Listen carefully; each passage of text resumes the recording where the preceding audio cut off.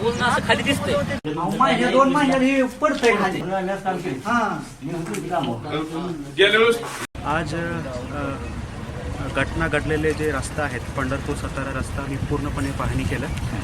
गावकऱ्यांनी मला बरेच ठिकाणी दाखवलेले आहेत. ह्या रस्त्यामध्ये 3 विहीर पण आहेत त्याच पद्धतीने आणि MSRDCच्या टीमसोबत मी पाहणी केलं असताना MSRDCच्या टीम पण उपस्थित होत्या आणि गावकऱ्यांनी मला बरेच जे काही त्रुटी आहेत ते पूर्णपणे सांगितलं. त्याच्यामध्ये अगोदर आम्ही एक कमिटी स्थापन केलेली आहे, 5 मेंबर कमिटी स्थापन केलेली आहे. त्या 5 मेंबर कमिटीखाली हे प्रत्येक गोष्टी जे आहेत अत्यंत वाईट परिस्थितीमध्ये हे रोड झालेली असं तक्रार आहे. त्यानंतर पूलसुद्धा खूप वाईट पद्धतीने आहे तसं तक्रार आहेत. मी सुद्धा पाहणी केलेली आहे. ते पूर्ण विषय चौकशीमध्ये येईल.